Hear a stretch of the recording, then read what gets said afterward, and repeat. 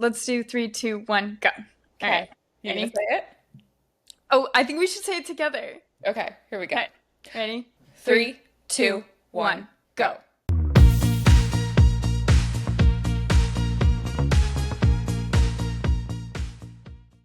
Hi, I'm Reba, And I'm Katie, and this is What About Bob's? a podcast about friendship first, Then movies. and if we're lucky, a bob on top. Hi, Reba. Hi. How's it going? It's been so long. I know. Well, our viewers don't know, but it's been so long. It's been so long. And that's okay. We're just figuring out our schedule over the okay. holidays. We're Yeah. figuring it out. But it's good to see you. I was really excited to come Very on. excited. It was a so very bumpy January, but we're feeling good about February. Yes.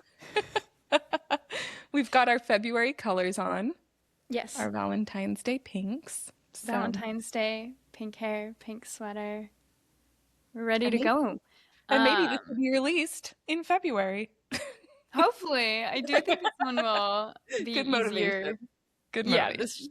this should be easier to edit than him. We like talked so much, and I realized like before we started recording, I think we had intended to talk about the fact that there's like there's like an alternate ending, right, for him. But like we couldn't even get to that because we had so much to say about the original movie. Anyway, I mean, it was so much fun, but I think it was like so much to edit and go through, so much content for that one. Maybe was for fun. the Patreon. Maybe we set up a Patreon where we just have 5-hour-long episodes, The unedited. completely unedited. I do want because okay, and maybe we keep this secret, but I have in my mind a vision that when we do have a Patreon, so one, I'm manifesting the Patreon, but two, I think it'd be cute to like have montages of when we're putting on our wigs. Yes. Oh my Because God. we do have that like recorded, but we cut it out. But they like make me laugh so hard because we'll be like having a conversation and then we'll be like in our bald caps and then like our wigs come on and then we're like, And then when okay. they come off and our bangs are all like, The like transition into the bob and out of the bob is delightful. So it'll be called that could be Beneath the Bob. yeah, that could be I like the idea of that those clips becoming like Patreon exclusive I like that too. content. So because they're really funny. That's perfect. Something to look forward to. How's things over in NYC? They're freezing. Is it but really? It's so cold here.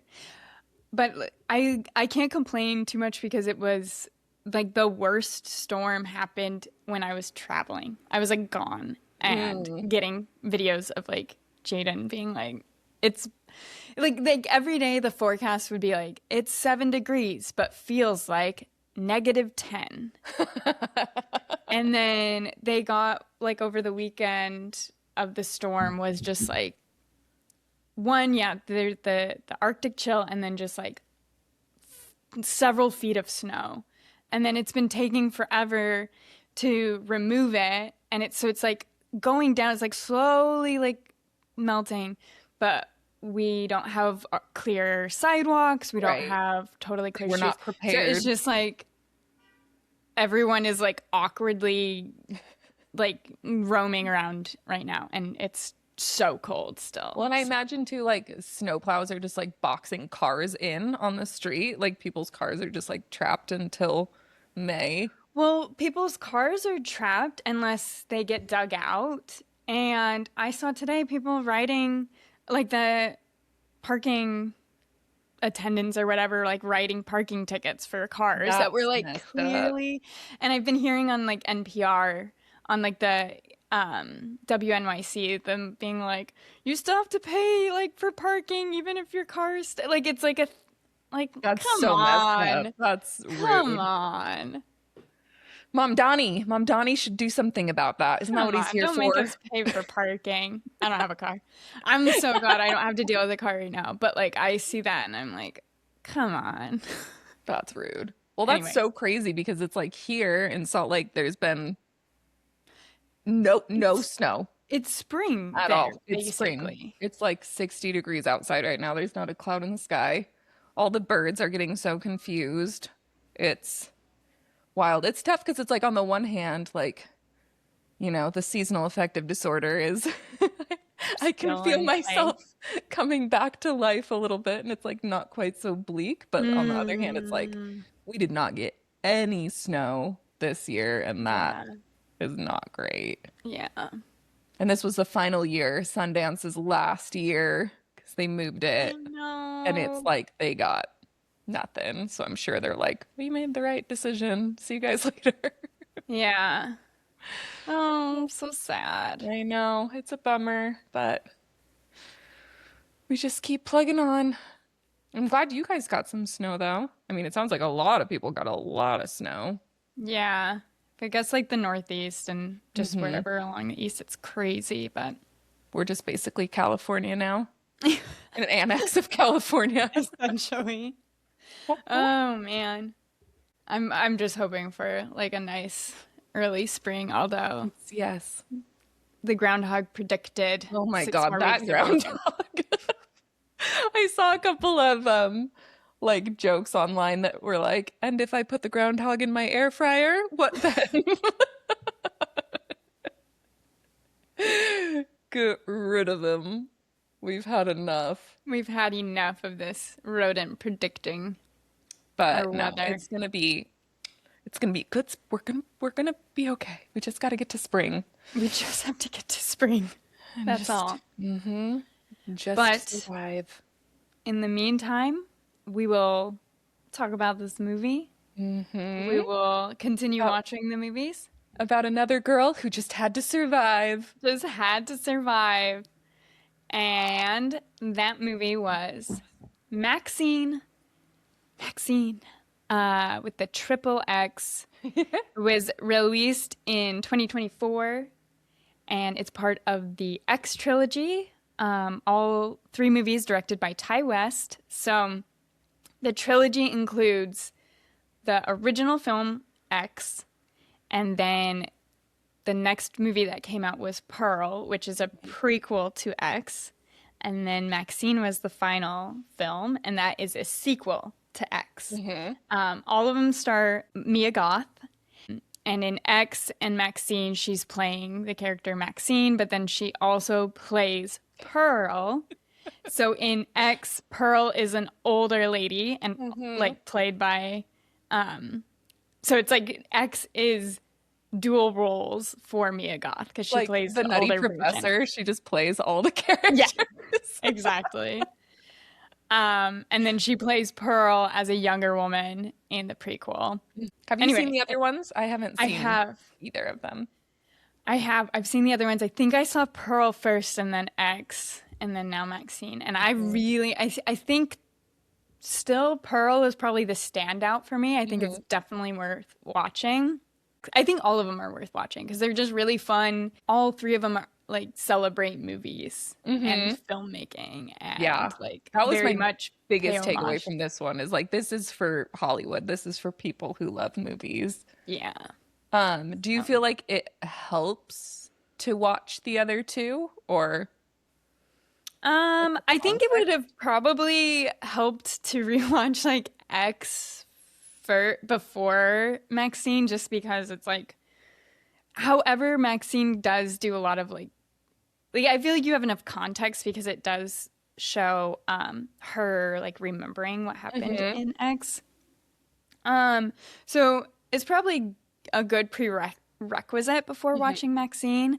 But Pearl, I think, is good as a standalone. Like Yeah. it, Well, it's and now just we'll fun. have the two perspectives, I guess, of Exactly. someone who saw them all and someone who didn't. I did, I know I say this with especially this last group of movies, which are scary movies. I did listen to it on Too Scary. I didn't listen to all of them on Too Scary Didn't Watch. So I know what happens in the other movies, but I just Oh, haven't seen them. So you have the Um, context. but Yeah. yeah, I thought this movie was really fun. Me too. I mean, it's just fun. It's I fun. think it's just like, yeah, just an easy, fun movie to watch. And when I say easy, there's some like definitely like Yeah. Squirmy parts. squirmy parts. Like there were some themes that maybe hit a little weirder this last week than perhaps the first time we watched it. Yeah. But Yeah. um yeah, I felt like this was just like a very fun like ode to Hollywood and movie making and 80s, and it honestly it felt like a movie to me that like would have come out in like 2008 to 2010. Like I Hmm. feel like movies that like they don't really make movies like this right now. And I feel like that's, we've talked about that with him. We've talked about that with a couple different movies. But like original IP, just like original stories, like I really like. I feel like they get a lot of points just for being like an original idea. Yes. Um, and it looked like Mia Goth was a producer on this movie. I don't know if she was with the other ones, but I feel like just having like an artist fund something and then just like making it whatever they want is like it was fun. I might be wrong, but I do think that I think X was like original idea and they were just going to make X. But if I remember correctly, they started making it around like the 2020 Mm. COVID lockdowns. And I think they kind of got stuck where they were filming. And Oh, so then they like they're kept like, let's playing just do around another with the one. world and then Yeah, came up with the subsequent movies, Pearl that's and really Maxine. cool. And I think Mia Goth was heavily involved in both the Maxine and the Pearl characters, like Hmm. developing them. But I guess for people who haven't seen any of the other movies, I'll just give a little context from the movie X. Again, Mia Goth plays Maxine, and Maxine and a group of her friends are they rent out like the guest house of this older couple, Pearl and her husband.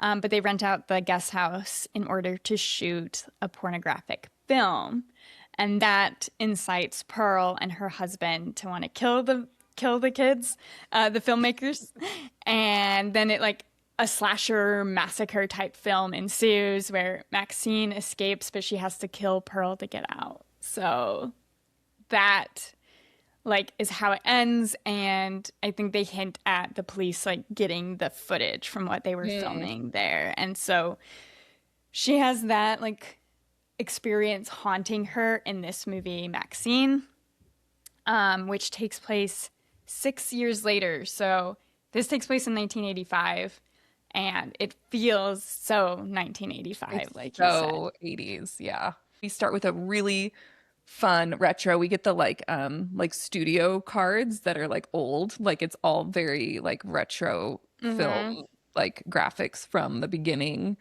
We go I right would into like say, old video footage, right? yeah. And I immediately was like, oh, this is so paralleled with him because it starts out with Hmm. her as a little girl and her Hmm. dad talking to her. It's Yep. very, very like And she's with going, him. I'm him. Mm-hmm. Essentially, it is like the That's a very same. good point. Okay. Yeah, so it's her, it's like old black and white, like really old, like what is that called? Like Super 8 footage Yeah. of her as a little girl on a stage. She's probably like 8 or 9. Yeah. Her dad, I feel like being very creepy, but I could just be No, immediately feels reading things weird. into that, but I was like, I don't like the way he's speaking to her. And you just hear his voice off screen and it's her, Hmm. yeah, like performing. And she's like, I'm gonna be, what is she like? I'm gonna be a star. And he's like, you're a shining star, and you're gonna be the star of this church. And what is he? He's like, what is that thing we always say? And she says, I will not accept a life. And he's like, slow it down, slow it down. She's like, I will not accept a life I do not deserve, is like this weird thing he's taught her, that Yeah. the mantra that she is always gonna say. Um, and then we cut away from that. I think this is where we get like the title card, maybe? We get a quote first. We get, in this business, until you're known as a monster, you're not a star. And then it's attributed to Betty Davis. Mm-hmm. So, and that is like the theme through all of these movies. Mm-hmm. This, like, what does it take to become What does it a take to be star? number one? Yeah.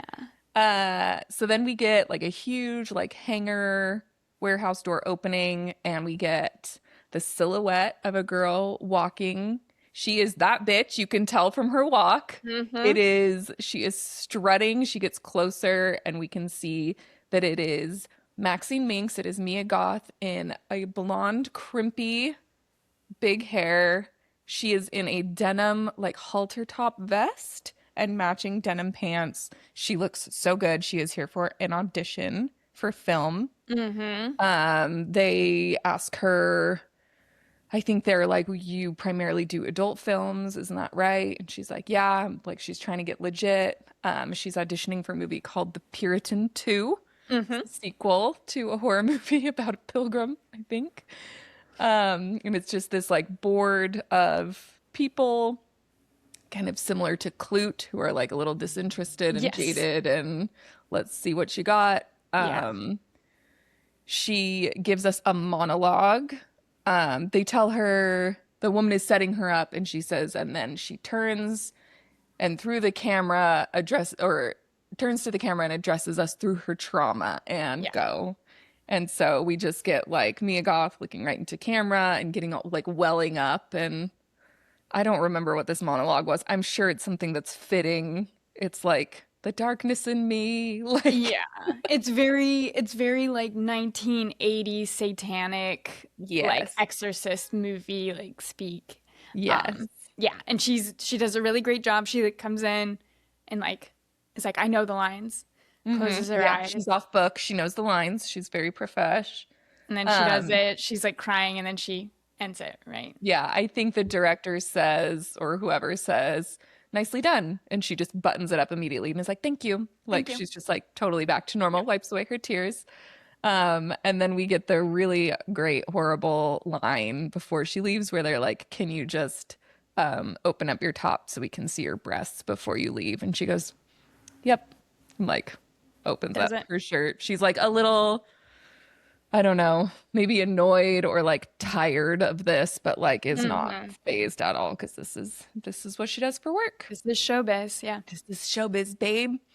Um, so then we get her leaving. Oh, we get the very good needle drop here of Give Me All Your Lovin', ZZ Top. She is Mm-hmm. strutting out. She Mm-hmm. is feeling herself. She's walking past the line of all the other blonde girls in similar outfits. Mm-hmm. And she And says, you might as well all go home because I just fucking nailed that. yeah, She has a southern accent. She's being very mean, but she's so confident. She just knows. she's She so says, I'm confident. him as she's Yeah. leaving. And then we get her getting into her very cute, I think this is a Mercedes convertible. License plate says Maxine with 3 X's. We have our title. She drives away, and then we get the big 1985. Mm-hmm. Um, and then I feel like we get our first big 80s montage of we Yeah. are in Hollywood. It is the 80s. Um, and it's fun. It's like fun to It's watch. fun. I feel like if you Yeah. lived in Hollywood, you would be like, oh my God, like at this time, Yeah. you just It's like, so, yeah, fun. it's like very much like playing up the glitz and glam of like Right. the And the nostalgia. 80s. I feel like, do you ever see those videos? I hate them, but because I am a unabashed AI hater. Don't tell Jeff Bezos who's listening through my phone. But those like edits that are like it's like it's like an old like home video and it's like if you were born in 1988 like here's some stuff you might have forgot about and it's like a kid that looks like he's like in the 90s and it's like we grew up having to do this and it's like I mean it's obviously AI but it's like Yeah. real people like and it's like made to look like home video footage and it's like you grew up having to blow in a Nintendo thing like which I mean I feel like people are such suckers for nostalgia. Um but also, God, I just hate that like that's what we're using AI for. But I feel Yeah. like this is like that in real life. Like it's Yeah. just like total like injected into my veins. The music, the like, what landmarks used to be there. There's like old famous restaurants and billboards and like Hmm. impersonators and the style and everybody's cars. Like I feel like it was just such like this is for Hollywood people. Yeah, absolutely. And then Um, it's also kind of referencing kind of the social panics and oh yes. political temperature of the time. 'Cause they have, Yeah. Oh yeah. I think we get some like Ronald Reagan in yeah, there. there's some news montage of like Ronald Reagan. We have kind of satanic panic essence, and then very important to the plot, the Night Stalker. Night So Stalker there's is a, currently terrorizing. yeah, serial killer in Hollywood, in LA. It's great. What It a really sets crazy the thing. tone. What a Yeah. crazy thing to be like alive in that time for. That's before I was born, but my family was living in Anaheim at that time and just like what a Hmm. scary thing to be like might come in your window. Like people just like aren't. I mean, I think this is when people started like locking their windows at night and their doors because they just weren't before, which is crazy. Yeah. No, I think I told you I tried to read um The Stranger Beside? No, no. I'll be The gone in the dark. dark.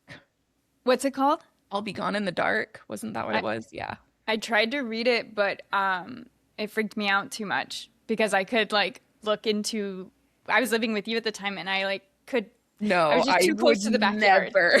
I like was too close to the backyard and I couldn't, I like was like, this is way too With that scary. big window, yeah, no. Yeah, I so listened to it on audiobook like last year, I think.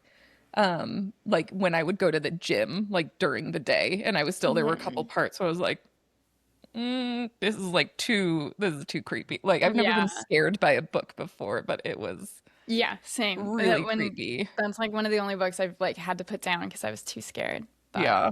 So people are panicked at mhm. this time. Probably They the cocaine is reference, not helping. yeah. Maxine pulls up to the landing strip, Yep, right? the landing strip where she works. And she's prepping to shoot. So she's still working in adult film. That's like kind of her like day job. You see she's a very hard worker. He Um, works. This girl is working. which is like shows from the beginning. Like I think one of the lines she says when she's a little girl in her film like is like, I want to be just like you, daddy. And he says something to the effect of like, well, you're gonna have to work really hard. And I feel Hmm. like this girl works very hard, but she's getting ready to shoot at the landing strip. She's in a little nurse outfit, Hmm. and her coworker, I think this one's name is Amber, Amber, yeah. asks her if she wants to go to a party in the hills that night. There's going to be a lot of rich guys there. Hmm. And Maxine says, like, she can't. I'm working tonight. So she has She like says you a got to make hay while second the gig. sun shines. Yeah. I think referencing her body. Yeah. Like while I look like this, I gotta do it. I gotta do it. And then her coworker, you see the difference again. Like Maxine is very focused on like building her career, getting that name, becoming famous, and so she'll work as hard as possible to get Hmm. there. And her coworker is like, "Well, I'm gonna go find me a rich husband, Hmm. but you have fun working. You're always working." And then we noted, I remember us like being like, oh, oh my gosh, because Maxine has like a ceramic like A goose goose. container full of cocaine. Full, full to the brim. Full. And she takes her little spoon and takes a hit, and then she's She's ready to ready to go. go. She's ready to work. I also got the impression, because the landing strip, I think, is a strip club. So I Yeah. got the impression that she works there too. And then also is filming movies in the back. Yeah. So we're at job count 2 for her. Job She count two. also is auditioning for the Puritan too. So that would be Hmm. job count 3. We have a little ticker up here. Job count for Maxine. Oh my gosh. So Girl's then we working get too her hard. her apartment.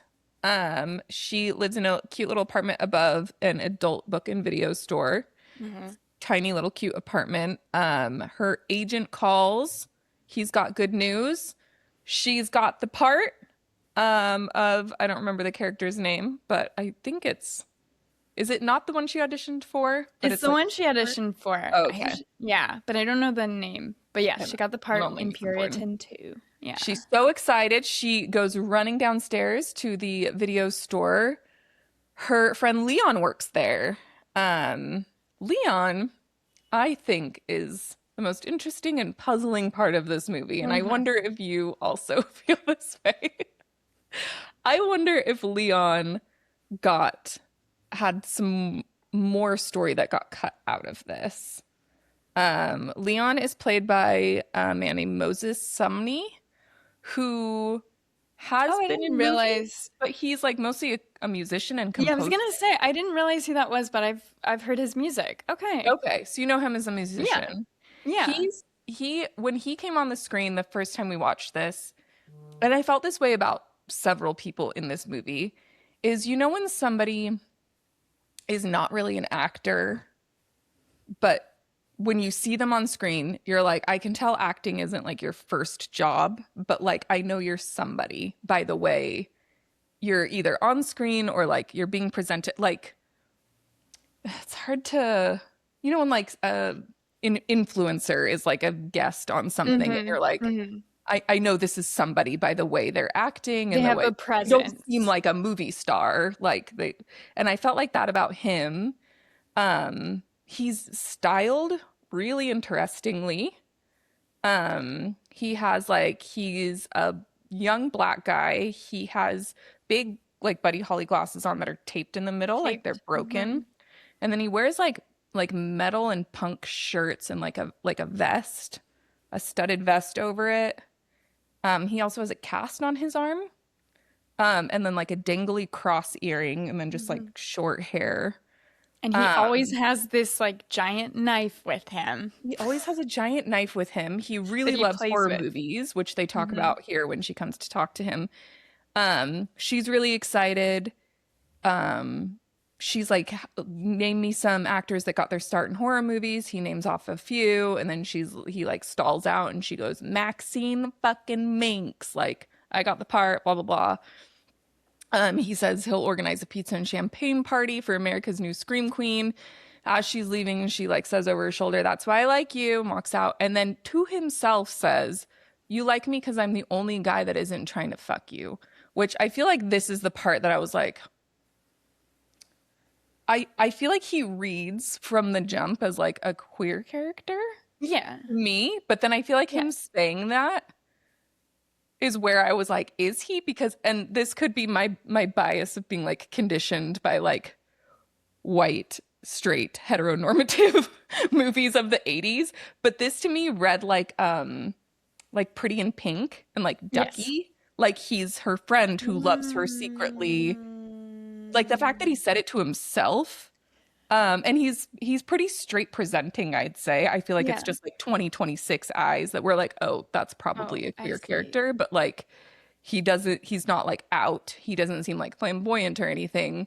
And then saying that, I was like, is this supposed to be like her best friend that like secretly loves her or something? Like it just felt like a weirdly um not resentful thing to say, but like it's like to his chagrin kind of thing. I don't know. It just seemed Yeah. weird. And like No. especially as an 80s movie, I was like, I'm not sure what to think about this. And it's not like it matters because nothing ever happens with them. But that's where I was like, what's their like relationship? Yeah. Well, there's like another scene too where she asks him for help. We'll get to it. She's stressed out and like kind of leaves Hmm. and is pretty short with him. Like, can you help me? Okay. And then leaves and he's like, you're welcome kind of vibe. Yeah. And so I think they're like the goal is to show that like they have kind of an unbalanced friendship. Right. But then like he like does mean a lot to her. And maybe that's what it is it's like she means a lot to him and like seems like she's maybe like taking advantage of that friendship or like oblivious Yeah. to something in a way that like reads, like I said, like the Pretty in Pink Ducky thing. Yes. Um, And I feel like too, it's like they didn't seem like close enough. Yeah. Like they didn't seem like friendly enough for them to be like, "Oh, and this is my like gay friend." Maybe she doesn't know he's gay. Yeah. Um, and again, it's like none of this matters, but it's just that it's like present is like It's present in the fact that he's like making a comment. But I agree with you. He's puzzling. He's like how did he puzzling. break his arm? And did he break his arm and his glasses at the same time? Like was he in a fight? Or he has a skateboard. Like Or I'm putting he has a together skateboard? like like I think his character like is odd because yeah, we have all these like kind of visual clues, but we Hmm. don't have anything to like be like, oh yeah, and that like, oh that's why that makes sense or whatever. So Yeah. there is a lot of speculation about him And I left to the think viewer, but And I think maybe part of it is like, and not to criticize this guy's performance, but like, because he wasn't bad in it. But again, it's like it seemed like someone who's not an actor first and foremost. And maybe if it was like an actor, like bringing this character to like a different level, it would be hmm like, oh, all this weird stuff makes sense for him yeah, because he's like such a character. But like, this sure. just seemed like a regular guy who like looks really cool and Yeah. like seems like a normal person by today's standard that you wouldn't even think twice about. But then in that time, it's like this is a big choice for this. And yeah, I don't yeah, know. I was just I like, how much of this is on purpose and how much of this is just like us reading into it? what you get from Maxine is that she's a little bit unattached to people Yeah. because she's so focused on her main motivation is like having her name be Mhm. recognized and being famous.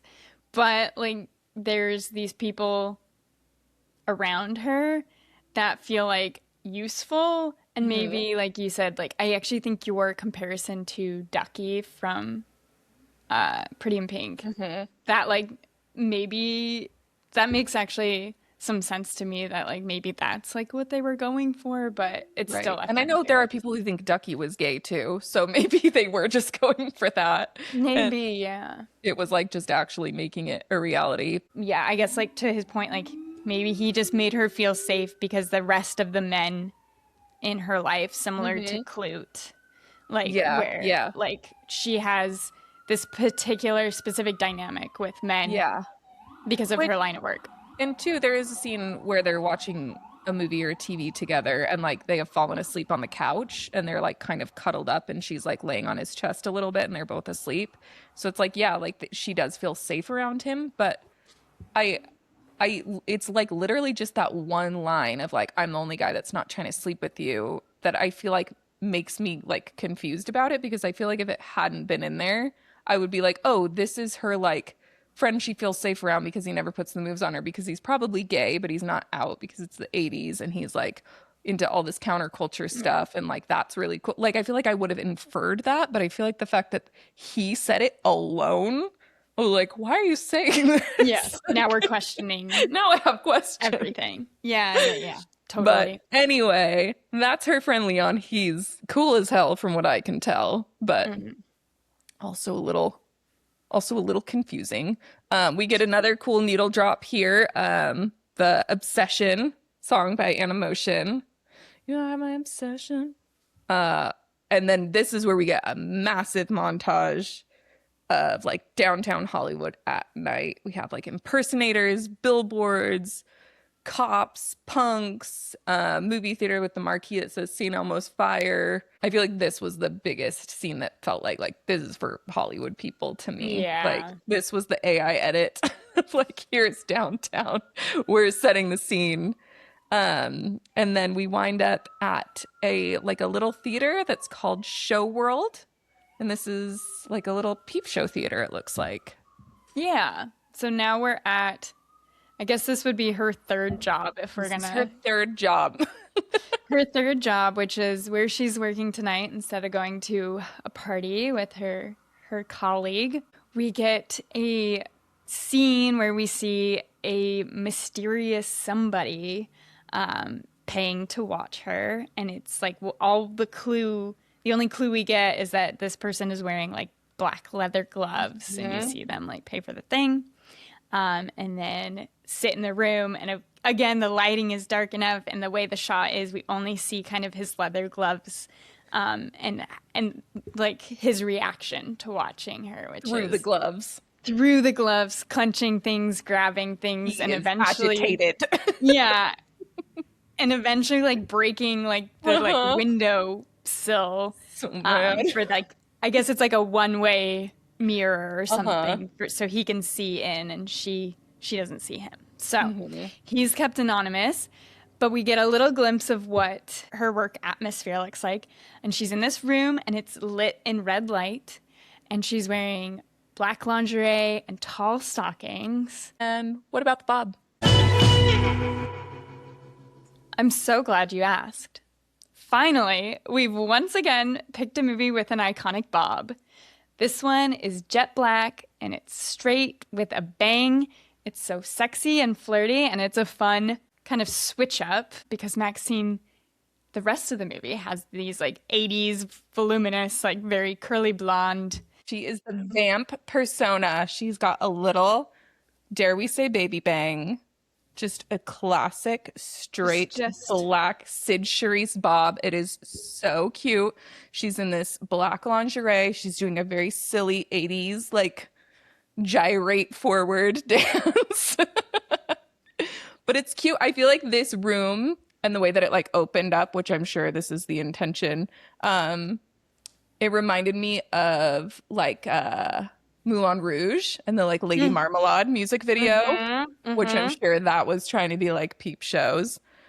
But yeah, the guy's getting so mad.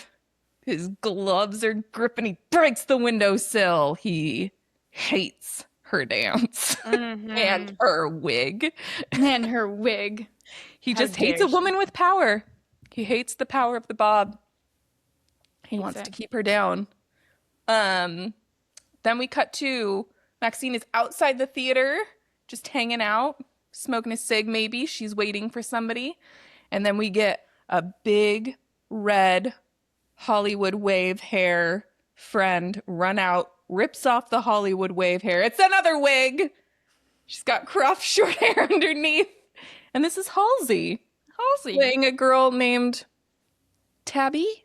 Tabby, yeah. Tabby works at the Peep Show Club.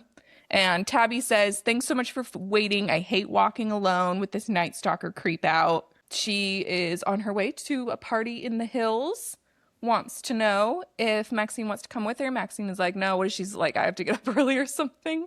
Yeah. Or is she going She's to a another working girl. job? I don't remember. Tabby gets into a very cute taxi cab, strung up with Christmas lights. It says this party is at a house right under the Hollywood sign. You have to take a gondola to get up to it. It's like a very she. And Maxine's not biting. She says, okay, well, take care of yourself out there. And she says, I can handle myself. And Tabby says, so says every dead girl in Hollywood. And zooms away. Terrible thing to say to your friend as you leave. See you later. Yeah. But now Maxine is walking home alone. We're getting lots of cuts to like TVs in the background Yeah. often of like a newscaster being like, we are being very reminded the Night Stalker is still Yes. on the loose. Yes. Mm-hmm. So we get her walking past some TVs in a window. Same guy is like, everybody be careful. She's just strutting, smoking. She can handle herself. She has been through it. She's walking down a dark alleyway by herself. I presume she thinks this gate will be open at the end because there is a closed gate Right. with chains wrapped around it. And maybe I assume she takes this way often and there's not normally a chain there, but she gets down to the end. It's locked. She's pulling on it. She's like, ugh, shit. She turns around. Double shit. There is a shadowy figure at the end of the alleyway. Following her. And he's dressed as like Buster Keaton. Threatens her with a knife. But Maxine has a gun. And so she pulls says- it on him. He says, drop it, Buster. Love. Very This funny. is so campy, so funny. She kept her sense of humor the whole time. So she's now has her gun on him. commands him to strip, which he does, to kneel And he's down. like immediately disarmed as soon as she pulls the gun. He's like a regular Immediate. guy now. Like, I'm so Yes. sorry. I He was just kidding. he was not expecting her, yeah, to be so like take care of herself, stick up for herself and defend herself. So She he's, says, yeah, exactly. He's "Strip, freaked out now. get on your Totally knees." submits to all of her orders. Mhm. Now he's kneeling down, and then We she get commands him to. Oh, we get our second in two movies. She sticks the gun in his face and says, "Suck it," which, if you'll recall, we also got from Marlon Wayans, which he was, I mean, I think he was sucking on his own gun, yes, Marlon in Wayans. him. Mm-hmm. An insane thing to happen back to back in choices. I'm Two movies flabbergasted. with this same action. The same horrific action. Horrific. So he does it. It's just as bad in this one as it was in him. Oh my Oh. gosh. And And then she tells him to lay face down. and then she goes, "Do you know what happened to the last person who tried to kill me? I crushed her fucking head." And then, with the heel of her shoe, steps on his balls. Smashed Smashes them. to smithereens. We were like, From and this the is back, his legs are spread. So it cuts to, you can kind of see them with her little white kitten-heeled boot. Like, it was like one of those pimple popping videos. It was terrible. This was like the first Obliterated. squirmy. We get a close up. It was, that's maybe the grossest thing I've ever seen. That was horrific. He is screaming. We cut to a woman screaming. She is being burned at the stake. Pause. Title card. The Puritan. This is what she's watching with Leon. She's falling asleep on his chest. Just a normal night out in Hollywood. She gets home and is watching a movie with her friend Leon. You want to watch a movie? You want to come watch Puritan? There's nothing I need to talk about. And they fall. Yeah, exactly. Does not debrief what happened at all. She's fine. But they fall asleep watching Puritan, and I think we get a little shave and a haircut. Yeah. That's what that's called. Did you know that? No. It's called shave and a haircut. I learned that at some point, and it's like my favorite fact. That's really cute. So she hears the little knock. She gets up, goes to her door.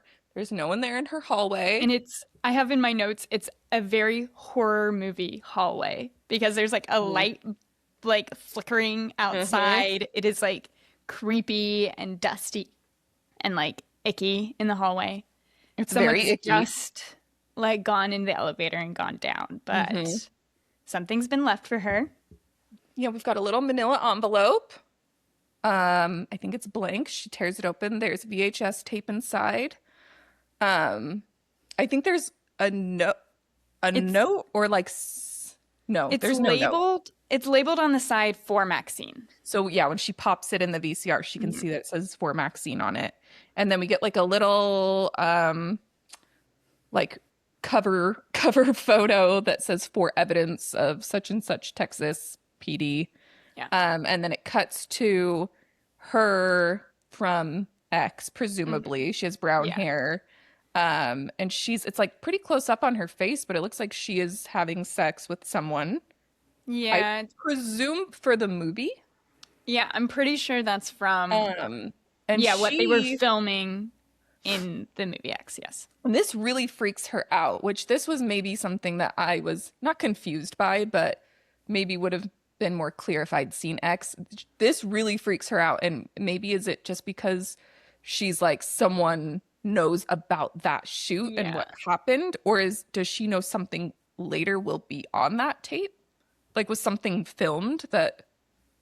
I think she just doesn't want to be tracked back to... Okay, so she's like, someone knows that these two are the same person.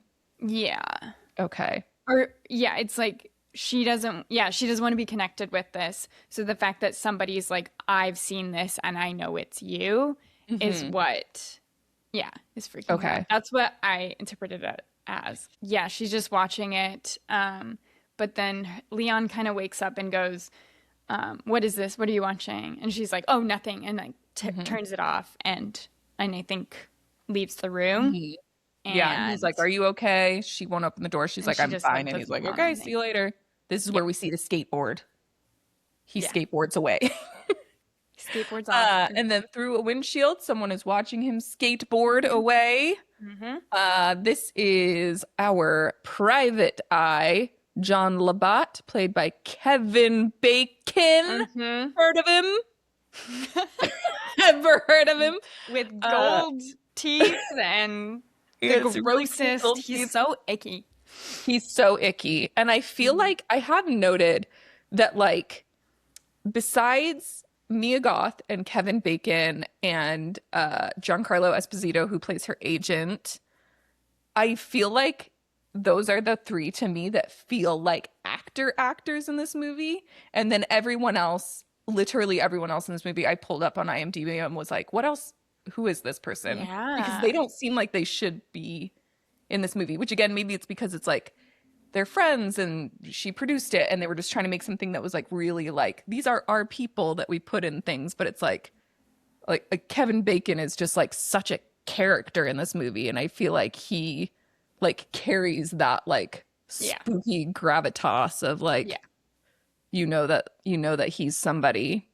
So Totally. he says, before I go any further, money talks and bullshit walks, turns into his back seat. He's like, I'm gonna need some money. He has an insane accent.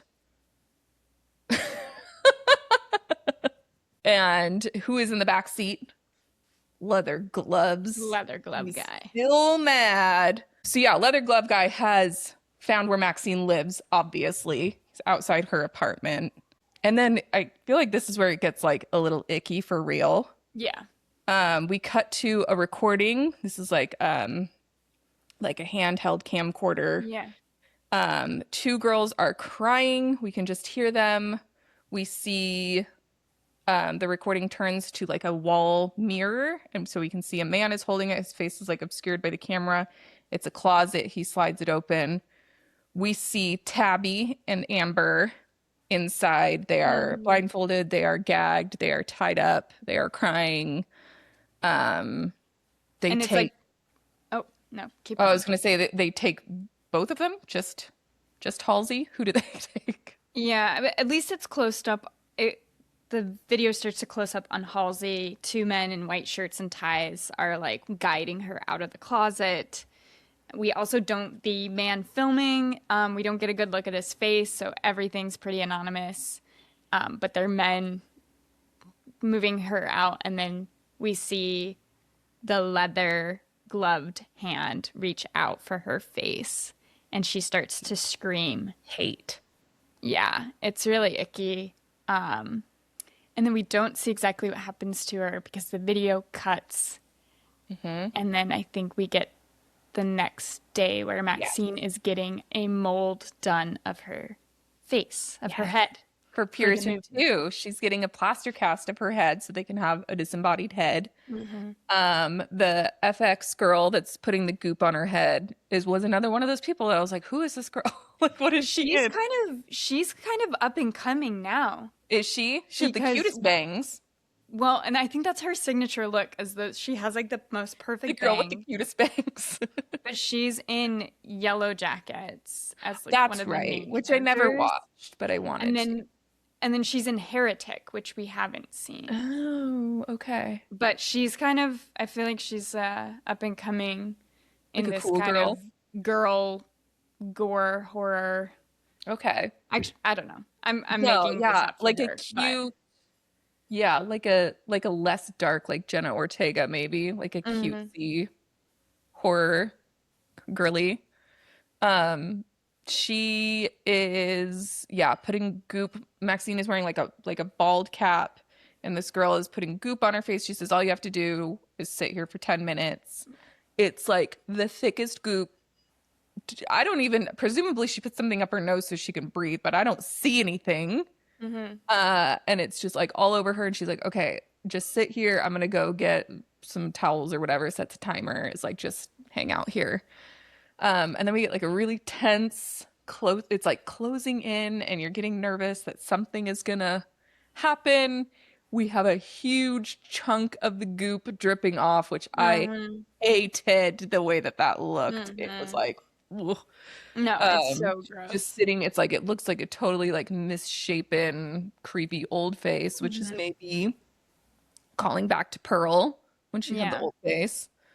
And then she starts like breathing heavy. You can see she's like shifting uncomfortably in her chair. She's like starting to get a little nervous. Again, we're just closing up on her face. And then we see some old hands come up It from says behind her neck and they're starts rubbing her chest with the goop on it. She flips out, falls backwards in her chair, rips the goop off her mouth. Cute Bangs comes back in. She's like, "Oh my God, are you okay?" Uh, she is having some flashbacks. She is not as okay as she said. yes. Yeah, she's having flashbacks. She's imagining things when she's all alone, starting to get claustrophobic in there. Hmm. Ah, not good. We cut to two cops, one of whom is Michelle Moynihan. Love to see her. Mm-hmm. And then a man cop. They're at a park with some coroners or something who are being very disrespectful about two Yes. girls they have just About the found girls. naked. They have both been branded with a A pentagram. pentagram. Mm-hmm. And it's Tabby and Amber. Bobby and Amber. Yeah. I think the sheriff that shows him is like, I think it might be this Night Stalker. And Michelle Moynihan's like, you think or you hope. Like, these guys, they just want the cool case. Yeah. Um, so they go check it out. They've both been branded. It is our girls. It is very gross and sad. Then we cut back to Maxine. She is getting in her car after that horrific experience. And she's got a note in her windshield wiper that says, "For a good time, call," with a phone number. Mm-hmm. She calls it from a payphone. And I believe this is Kevin Bacon, right? Yeah, so Kevin Bacon's on the on the other line, threatens her, wants her to meet him at a hotel the next day, and if she doesn't want to end up in a Texas jail, she better come meet him. Amidst this phone call, you see her watching. There's like a group of protesters outside the movie set, protesting against the making of this movie, The Puritan, too. Mm-hmm. And they're chanting "No more smut," and they have these like signs Mm-hmm. that are saying like "Satan has our daughters" Satan and stole my things child. like Yeah. that. Next scene is she does in fact meet up with the private investigator, John Mm-hmm. Labatt. Is that John Mm-hmm. Labatt? And he's again is just off the bat incredibly rude and gross with her, Mm-hmm. super disrespectful and just icky. And she sits down and he starts bringing up all the names of the people involved with the massacre that happened in X. And she asks him, "Okay, what do you want? How much money do you want?" And he goes, "It's not about the money." And she says, "Everything's about money." And he's like, For my employer, money isn't a problem. He doesn't need money." But he's I think he quite says you can't dramatic. put a price on retribution. Yeah. And he says he invites her to go see his employer, his mysterious employer. He has parties up at his house. Mm-hmm. And she goes, "Well, what if I don't go?" And he's like, my employer is very powerful, so I wouldn't play around with him. You'll never work in this town again. And gives her the address, right? 166 Starlight Drive. Mm-hmm. Then we get Maxine taking the tape. She's pissed. She takes the tape to Leon, is like, "Can you find out where this came from?" He is a genius about all things movies. So he's like, "Yeah, this is a pretty rare brand. I can track it down, see like what Yeah. region it came from." She's like, "Great." Um, and then she goes for a meeting with Elizabeth, who is the director of The Puritan too. Yeah, but quickly before that, she does have an interaction with those LAPD detectives. Oh, does she? Yeah. Okay. Yeah. Before she goes in to see Leon. Yeah, it's like about the same time she goes to see Yeah. Leon because she's heading back home, so she's by the video store. But she refuses to talk to them. She said, And "I don't so talk to cops." I don't talk. That was really good. But they show her, don't you know these girls, Tabby and Yeah, Amber? and to your point, these are like her girls, and she's like, doesn't say anything. And she's Yeah, like, did but something she's happen? And they're like, it would be really helpful if you had any information. And she says, I don't talk to yeah. cops, and goes inside. So they're kind of suspicious of her because she's so avoidant. But anyway, Hmm. that leads us to the next scene where you were She discussing. is meeting with the director of the Puritan 2, who is apparently Princess Diana from The Crown. Oh, okay. This woman I've looks never to done be that. 7 feet tall, from what I can tell. Yes, She she's is all enormous. legs. She's all legs. She's dressed as like a French like director, Hmm. but she's British. It's like a little equestrian, her Yeah, outfit. She has some big boots and like a yeah, big shoulder. yeah. It's very A big commanding, very shoulder. Yeah, cool. she has this very like European director about her. And then they go for a really long ride around the studio lots in a golf cart, talking about I have a I vision and I'm an artist. I feel like again, this is like for movie people. I think this is for movie people, but I also think this does the thing which we like, where it's like referencing itself. Yes. Yeah, it reminded me of Scream a lot, this part. Yeah, Where I was like, you're talking about this movie. I I took a few notes because I really liked some of the Yeah. lines that they like dropped in it. Yeah, when she's driving her around the set, she's kind of talking, like you said, she's like talking to her about like I'm an artist. People don't like it's hard to be an artist in this town. Hmm. And she basically lets Maxine know like the producers didn't want you in this movie Hmm. because they think it's too controversial to have someone who does adult films be in this like Exorcist movie, Hmm. or this the like yeah the Puritan movie. But she's like, so I really fought for you, and it's because I really liked what you said in your Hmm. audition. And then she asks Maxine, "Are you ruthless?"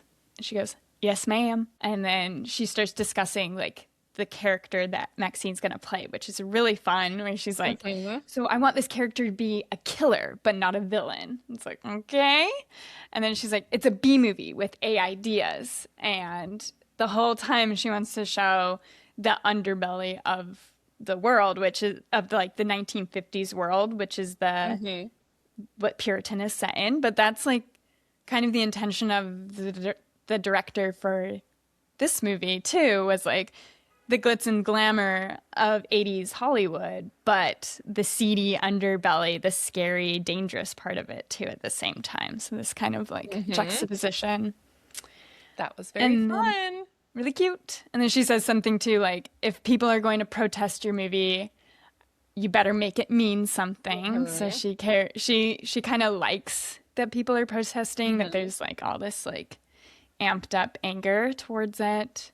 It's because she's And then she European. says, "We'll prove them all wrong together in a beautiful bloodbath." It's just like Love that's it. like how these movies are, beautiful Yep. bloodbaths. And then they end up at the Bates Motel psycho set. She says something here at the director, where she's like asking if she's up for it. And I didn't write down the exact quote, but she says, "You're in the belly of the beast." And essentially, like if you don't show up and if you don't do what it wants you to do, it'll spit you out and it may not get a taste for you again. And so I feel like that's a very himian quote. Yes, a Himian. So she's like, okay. And I think she leaves her here. No, she is leaving now. She's leaving the lot, right, in her Yeah, car. she's giving her instructions for the next day. She like kind of has like she's stares or Maxine is staring at the Oh house yeah, and she sees another kind of hallucinates Pearl or an older girl. woman Yeah, in staring the at from the window. house. Yeah. So, but yeah, then you're right. Then I think the next scene they're apart and Maxine realizes that the private investigator is following her in a Mhm. car. Yeah. She sees him in her rearview mirror. She's like, ugh. She gets out, and he's got a little camcorder. She Yeah. starts walking towards him, and he says something snarky, like, "You better get used to me following you," blah, blah, blah. And we see her a close up of her hand. She's put her keys, all ladies know she's put her keys between her knuckles. So she's got kind of a brass knuckle situation. This part was so badass. I loved this. She just walks up to his window and I grabs the camera and throws it. And before he can even register anything, she's just like, pap, pap, pap, pap, like no emotion, just like punching the shit out of him. His face, Mm-hmm. he's like totally bewildered. He's getting all cut up from the keys. He's getting so messed up. And she's just all business. Walks away. He's like, well, now it's personal. He's so mad. And then now she goes to see her agent, who Yes. is Giancarlo Esposito, playing Teddy Knight, who is her agent slash lawyer. Lawyer, yeah. And then she says he's on his exercise bike. Yeah. She goes in and she says, "Are you a lawyer?" And he says, "I'm an entertainment lawyer." And she goes, "Well, could you be, could this be client lawyer confidentiality?" Yeah. And he's like, "What's going on?"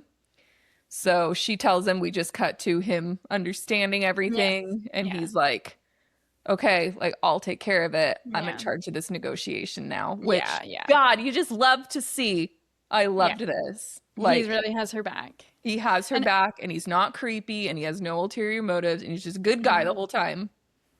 I yeah. love His like whole thing is like he wants her like to get the job, like it. be Yeah. the star. Because I mean, ultimately it helps him too, Yeah. right? So like they have reasons Hmm. to both succeed. So, anyways, he's gonna Like help he her. believes in Very her and exciting. he's gonna help her out. Yeah.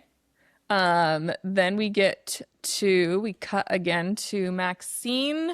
She is in bed, reading the script for the Puritan 2. Yeah. She has just done a little line of cocaine to stay up. She's Yep. got her little gun on her bedside table Mm-hmm. and a little highlighter, and she's highlighting her lines. And then down below, we have Leon doing movie things. Yep. Uh, Working in his. Yep. Working in his movie shop. We get a close up of him, and then the door opens behind him with the little bell, and he says, like, "Can I help you?" Turns Yeah. around. We don't hear anyone speak. We don't see anyone. We just see Yeah. him. And he kind of gets a more serious face and he goes, I don't do that kind of work anymore. This is just a movie shop and we're closing soon. Yeah. So presumably Leon used to be like a sex worker, is what I assumed. Yeah. Again, We need unclear, more but about Leon. We need a yeah, we're getting spin-off. like little like clues, but no confirmation on It's not anything about enough. Leon. Yeah. Um, so then he goes up to the door. We're looking through the door at him, locking it and looking kind of like spooked. And then we see behind him Mhm. someone has entered into the store. Yes. So then we get cuts between Maxine upstairs Mhm. highlighting lines that are very applicable to the Yes. situation. It's like all who are close to you will die, and then it like cuts back down to him. To Leon being like, Yeah, we yeah, get targeted. he gets oh, the guy grabs the knife that Leon always has off the Leon's table knife. Yeah. by his own knife.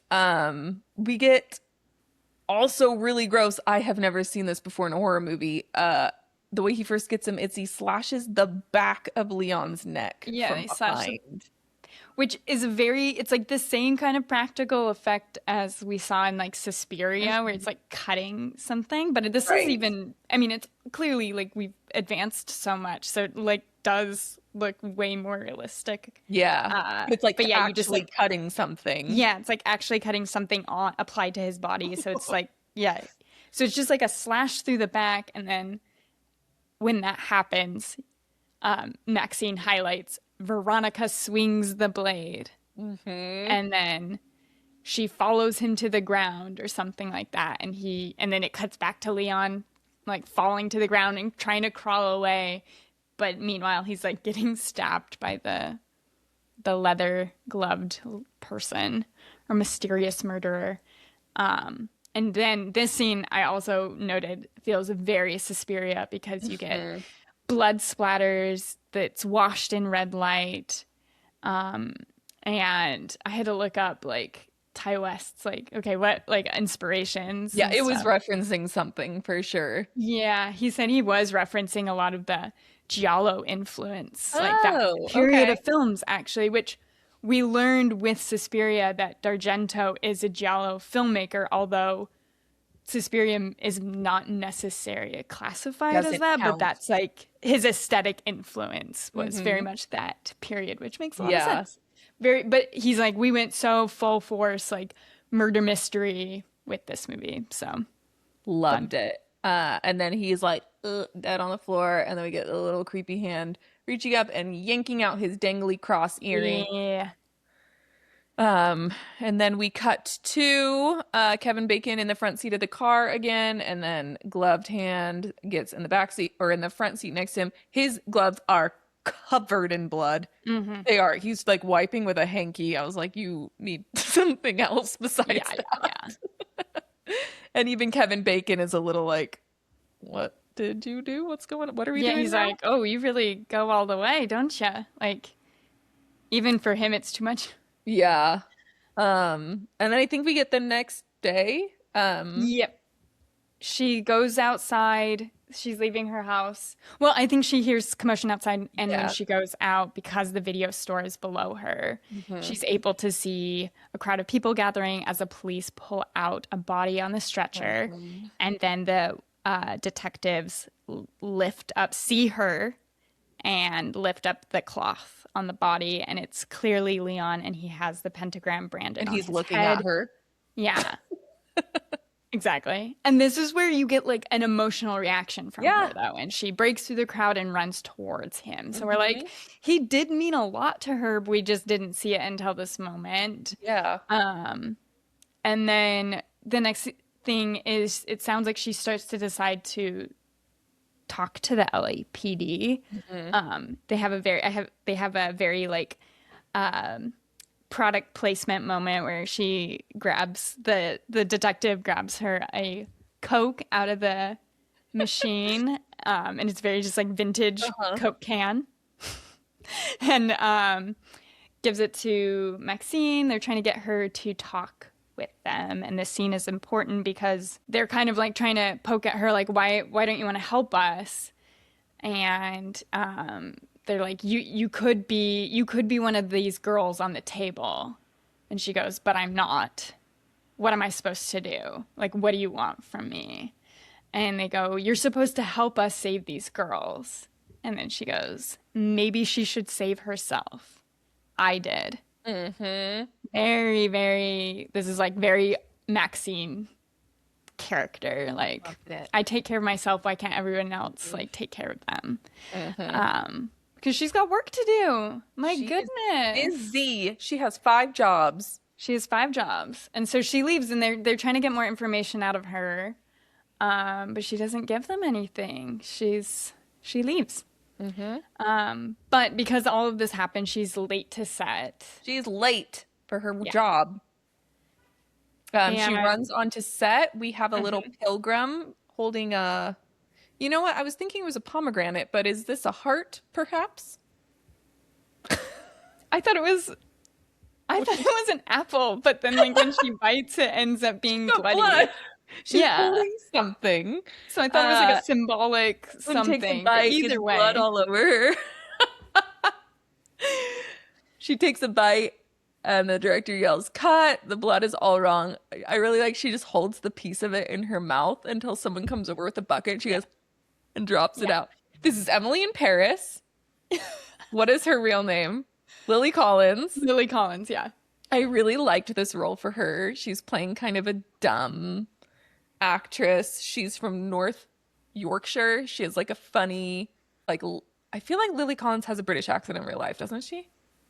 I don't know. I Probably. don't know I think either. she does actually. I think I saw her in an interview. I feel like she has like a posher accent in real life, and so this felt like her doing kind of like a less posh accent. She is just like less buttoned. I know her most from Emily in Paris, which is a terrible show that I've seen all of. And so it was fun to see her like not as like Yeah. buttoned up and preppy as she is in that. She is the star of The Puritan One. The two are meeting and speaking. Hmm. She's like essentially Elizabeth, the director's a genius. Just do whatever she says. She won't steer you wrong. Like, look at me. I was literally burned to a crisp in the first one, and here I am, like back again. She'll take care of you. She says, you've got a memorable face and a great bod. You'll do well in this business. She does Oh, do the face, which I Yes. really liked. Which I Yes. don't This remember is what she fun. says before that. I think she goes, well, she goes, I was literally burnt to a crisp in the last movie, and here I am. And then she goes, my corpse has been immortalized or something like Mhm. that. And then she like, She does the face from the cover of the movie. It's just her yes, going like, and then like snaps back to normal, yes, and she does like a screamless scream. It's very yes, cute. And her yeah, trailers. silent scream face. It's really funny. Um, And then yep. she's been invited to a producer's house for a party, House in the Hills. Do you want to come? Maxine, again, does not have time for this, but I don't know. I feel like we as an audience are like, all these, maybe it's just in the 80s in Hollywood, all the parties are at houses in the hills. Yes, So you don't even perhaps. think Yeah. about it. Um, and then we just get Maxine walking around the lot, the sets. It's like a city street, but it's a back lot. She's just walking Hmm. around. She turns around, she sees Kevin Bacon in a white suit. Yes. And he's like, well, well, well. This turns into a chase scene that I Casey. timed, goes on for a minute and a half, It's so long. just at like regular speed. And it's not like things are happening and they're fighting. It's just her running and him chasing her, and then her Yep. running and him chasing her. And the Exactly. music is like chase music, and It's they're running very through like, yeah, sunsets. noir, like Yeah, very old movie chase scene. It's great. It's great. She ends up at the psycho house. Hmm. She runs into it. She's like looking through the door, can see his shadow approaching the door, and then he is intercepted by like Yes. lot security, and they're like, "You got Yep. to get out of here, man." And he's like, "I'll get you next time, Maxine." Yeah. She shows up back on set. She's talking to the director. The director's like, "Hey, let me talk to you for a second. Sorry, yelled at you." Oh, she yelled at her for being late. Was like, Yep. "You waste my time again. I'll get the second best girl. She'll be frothing at the mouth to have your part." And so the director is like, "I want you to do really well. I want this for you. Whatever has been distracting you, squash it." Yep. And And Maxine he says, says, "I intend to." your like accent is so good. It's so good. My fake Southern accent is her fake Southern accent. So now we get a fun montage. She Yep. is airbrushing makeup on her face. Yep. She is teasing her hair. She is getting ready to go out. She is in the club dancing. I don't Dancing. know what to song to. Kevin Bacon is also in the club. Why? Why is Kevin I don't Bacon in know, the but club? this is where it's like, I'm like, okay, so she went out to have fun, but then she starts talking to her agent and another guy Uh-huh. at the Who I club. think he was on the set of the porno in the beginning, right? He's like a Yeah. director or something. Yeah, she like works with him too. Yeah. I think you're Which right. I think Maybe it said he's his name like, was Shepherd. Yeah, Shepherd is the name of that guy, which he yeah. seems cool. He's got like a bandana. So we don't know how much was planned, but presumably she's like basically acting a little bit as bait, is what I Yes. interpreted this as. So Yes. she's like, I'll go out and you guys help me. And she lures the PI, and he chases her through the club. And then Teddy and you just said his name, Shepherd. Shepard, they're there. So she gets him out of the club. Teddy's there in the car with the lights on him, and the other dude, Shepard, comes behind and hits him in the back of the head with a bat. And he wakes up in the car. He's He's handcuffed to the handcuffed steering wheel. to the steering wheel. And he starts threatening her again until he realizes that the car is inside of a crusher Uh-huh. at like I don't know what's Like going in a on there junkyard. at the Yeah. junkyard. And they turn on the crusher, and he's realizing he's going to be crushed inside of this car. And then he is. I didn't think they'd do it. He didn't think they'd do it either. He's like, I can be bought. Like, what do you Yeah. want? This isn't my cause. Like, I'll fight for you Yep. instead. And the three of them are just like watching, kind of unfazed. Yeah. And the agent, and she's like, thanks, Teddy. And he's like, what are agents for? It's Yeah. very And he's like, get out wacky, of here. bonkers. Yeah, he's like, Terrible. get out of here. We'll clean this up. And Yep. they have like two like Rottweilers that go and start licking up the gallons of blood and guts Yeah. that are That are spilled coming out of the car. Which again, I love. He's just taking care of her. Like, get out of here. I'll take care of this. Yeah. Just out of the goodness of my heart. I loved it. Yeah. Um, just a positive male influence for once. Way better than Tim Heidecker as an agent. Yes, yes, the superior agent. Yes, he is just handling Get things. you Gus Fring of Breaking Bad instead of Tim Yes, Heidecker. Yeah. instead of yes, Tim Heidecker. She goes home. She is washing her face, Well, taking a shower. She sees the letter that had Starlight Drive on it. She yeah. crumples it up, throws it in the trash. She's over this, leaves the bathroom. The TV is on. There has been Yes. another Night Stalker victim. She hears the Michelle Moynihan's voice in her head about you got to help these girls, Yeah. make sure there's not another one. Um, Yeah, and the news says something. We're really hoping someone will put a stop to the murders. mhm, She gets in her head like, maybe I can be the one to help these girls. And she's mhm. thinking of Molly, the Emily in Paris girlie, is going to this party. So she's like, Yes. Oh yeah, is yeah. this when So, she has the montage in her head of like um Halsey and mhm. Amber, and then it's like she also thinks of Emily in Paris's Yeah. face doing the Yeah. Yes. again. Because it's like, I think the movie's on the ground and then Yes. she thinks of her doing the Love. scream face. So Love. we get, yeah, all of this, which empowers her to go to the address 166 Party. Starlight Drive. And the detectives are following her. So they're right behind her because they're checking to see Mhm. what she does next. And she goes up to the house, takes the gondola up. It's pretty Um, cool. I wonder if they still have this, like yeah, I in didn't look into Hollywood. this set at all, It but just has a little like zhing, like a boat accelerator, and it yeah, just yeah, takes yeah, and you it up. just takes you all the way up the hill. But when she's inside the house, it's like no one's there, so she has to like walk around, and she starts hearing the sound of a like VCR in the other room, the video playing of her as a young girl. So Mhm. we know what this video is. And then she goes to that room where she's hearing the video playing, and the man in leather reveals himself, and it's her father, this who's a televangelist. I think this is hinted out in X, so you kind of have some context for him. But he's like, Maxine, my girl. And then he starts to lay out what he's been doing. He's making a film, and he goes, and you are the star. And he has this like gross look about him. The way Yeah. his makeup is, everything about His him, face like, looks like a mask. And this is someone yeah, that I was like, he was probably like somebody back in the day. This wasn't somebody I recognized his name or no, his face, but I was like, this is like an old actor, like yeah, face and vibe. It's like very expressive and like ghoulish almost. ghoulish, yeah. And the way they light him, he has this very terrifying, like, Hmm. um, It's like essence to it's like him. Willem Dafoe-esque, Yeah, but less hot.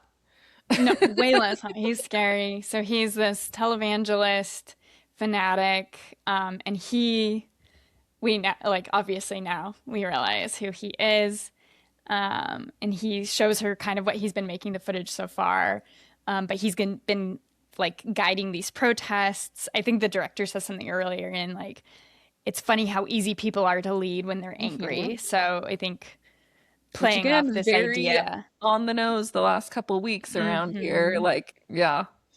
Yep. Um, Um, she goes to leave to run away, right? yep. And she knocks over a suitcase, which kind of falls down the spiral Yep. staircase, and we see Emily in Paris in pieces come out of the box, Yeah. and her head lands, and it's like It's just her scream face. so then we have, I think a bag comes over her from behind, right? Mhm. Clear plastic bag. Which is the way you're supposed to do it, right? Isn't that the thing they say is like clear? Because if it's a dark plastic, then people will be more inclined to tear through it because they can't see. But if you do Ooh, clear plastic, people like don't think because they to can tear see. it. Oh, Yeah. I've never heard that. So Ugh. it's like, and her teeth, I feel like she's got the perfect, like top and bottom straight teeth. They're on the same plane.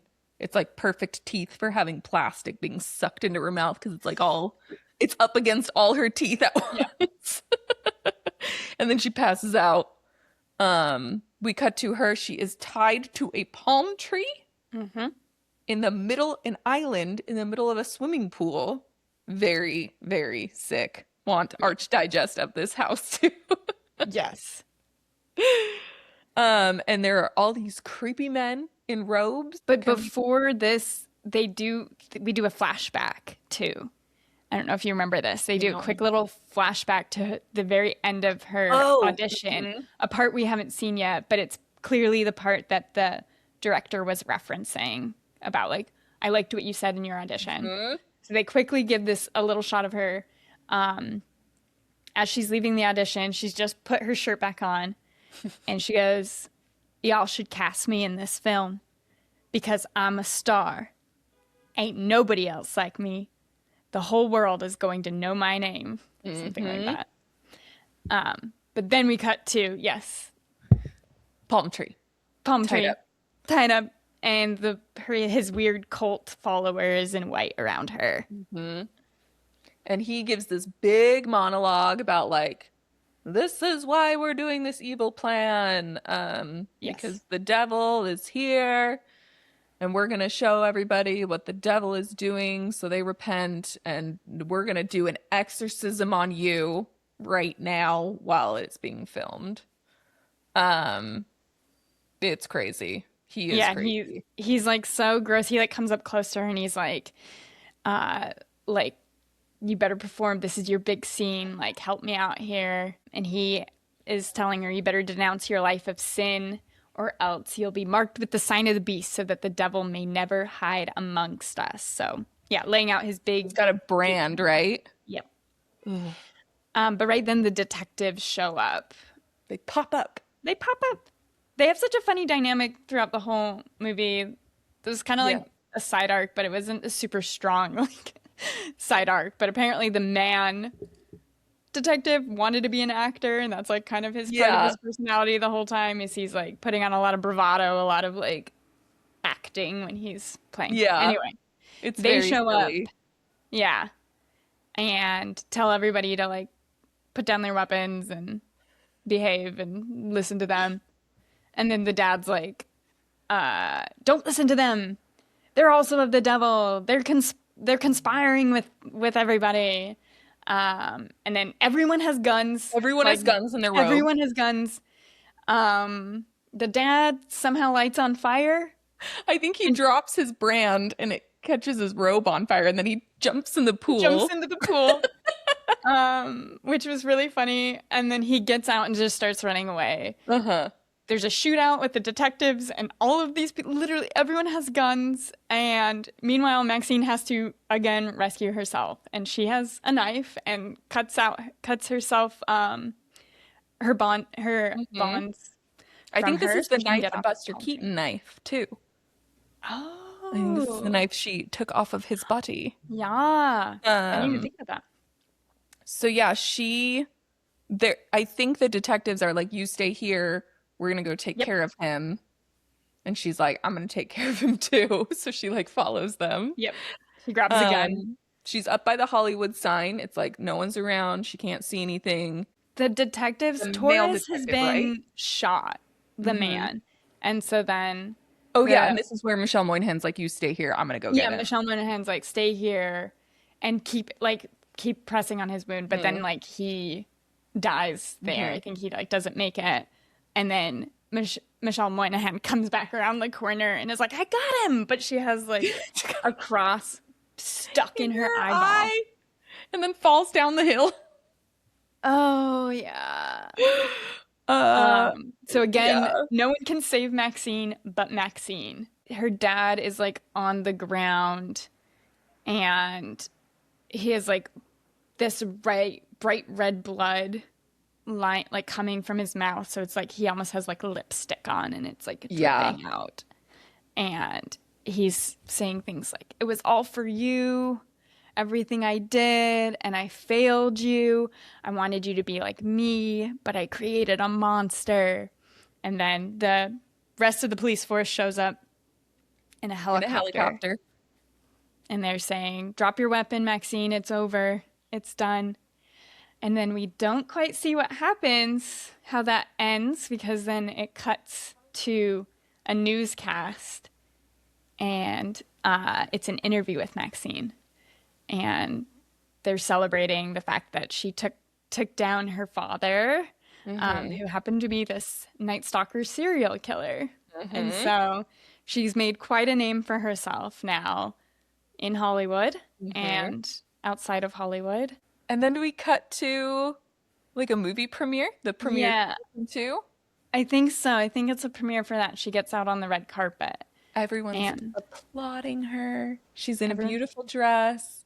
A reporter calls her over and says, "Sounds like you sold your life rights. And a movie will be made about your life, directed by that same director." Mhm. She says, "Do you have any words of encouragement for your fans?" She says, "Never give up. You got to be willing to do whatever it takes." And then she breaks the fourth wall and looks into the camera and says, "There's a phrase my daddy always used." And then we cut back to the helicopter, Mhm. Hollywood Hills. We are still there. She says she's got the big shotgun pointed at his face, sawed-off Mhm. shotgun. Says, "Say it with me now. I will not accept a life I do not deserve." And then she said, what does she say? She's like, "You She gave says, me everything I yeah, need." she goes, "You didn't fail me, Daddy. You gave me just what I needed. Divine intervention." Intervention. Blows His his head head off. explodes. Pimple popping video again. Explodes on the ground. Oh. It is disgusting. Cut to 1 month later. We see Maxine is cutting a line of cocaine with her SAG card. She's made it. She's in the Screen Actors Guild. And then with a $100 bill, snorts it up. So she's doing okay for herself. Yeah. Maxine, in costume for the Puritan, has a bob. She has a little homemaker You're 50s soft wave right. bob. You love to see it. She We looks love so to great. see double bobs She in the looks in the movie. mirror. She says, "You're a fucking movie star." We are on set. The cast and crew is applauding her, which I don't know why. I don't know if this is something they do on movies when people show up in costume, but she's just standing there smiling while the cast and crew applaud her.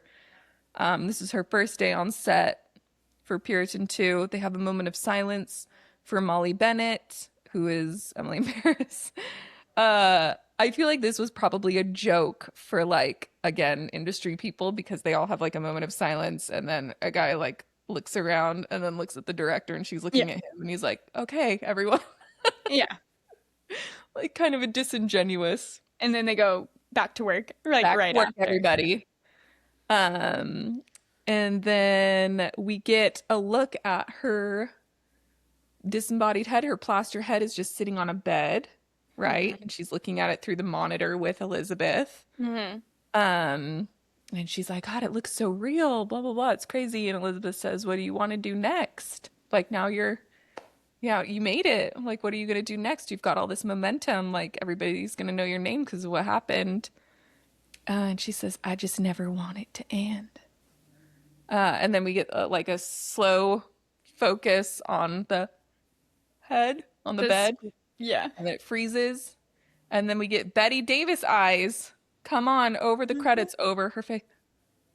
Yes. The perfect 80s stamp on the perfect Yeah. 80s movie at the end.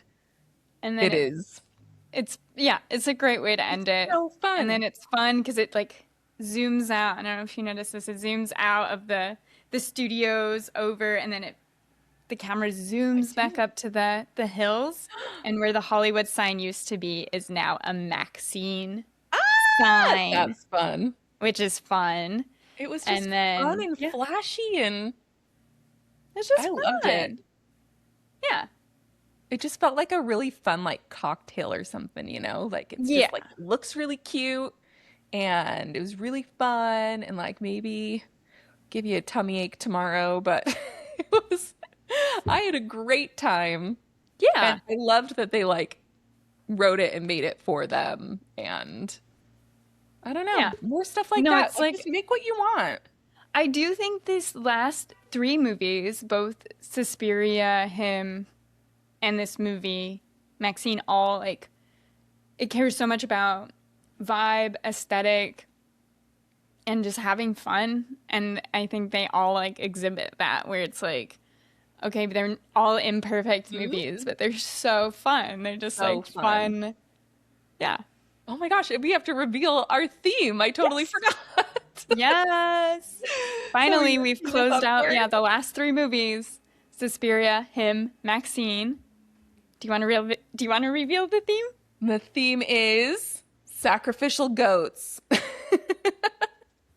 Goat, Goats. Goat. Yeah. Because they are the greats, you know? We had one of the greatest ballet dancers who had to go to Germany because that's how good she was. We had him, who was going to be the next great. And then we've got freaking Maxine fucking Minx. They're just the goats in their field. And sometimes to stay on top, a little blood has to be shed. But you couldn't get one over on these goats. They tried to, No. and they couldn't. I Yep. feel like yet again there was like way more overlap than I was expecting Every time. We every like time. choose a movie that and we're like, this feels like it will feel fitting. And then Hmm. as we watch them, we're just like, Suspiria, him, da da da da The da same. da. Like The same. they're like so they overlap so much. There's so many parallels. It's so fun when Love it. you to like watch these movies back to back like this. It's so fun. What a perfect wrap up. Yeah, again, we've done it again. Perfect wrap Once up. again, perfect. Sacrificial Okay, goats. And now we're on to our next. on to the next. And okay, I don't even know what the next movie is because we've narrowed them down, but Katie's gonna make the game time Game time decision for the decision. next movie, which will begin the next set of three movies. And what is Our it? next film will be Pretty Woman. Scream face, silent scream face. Julie Um, Roberts, Richard Gere. I do not know what year it came out. Probably around this time. Uh, I'm very excited though. You said you've never seen this I movie. have never seen it, I've only seen and this movie when I was a small child and probably shouldn't have seen it.